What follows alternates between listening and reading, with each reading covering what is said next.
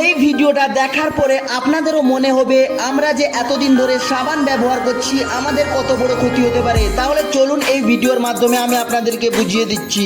দেখো, আমরা যে সাবান ব্যবহার করি শরীর পরিষ্কার রাখার জন্য, মানে ধুলো, ময়লা, ব্যাকটেরিয়া আর ভাইরাস দূর করার জন্য। আর আমাদের শরীরে দুই ধরনের ব্যাকটেরিয়া থাকে। এক ধরনের ব্যাকটেরিয়া আমাদের শরীরে ক্ষতি করে, আর এক ধরনের ব্যাকটেরিয়া যেটা আমাদের শরীরের জন্য খুবই উপকারী।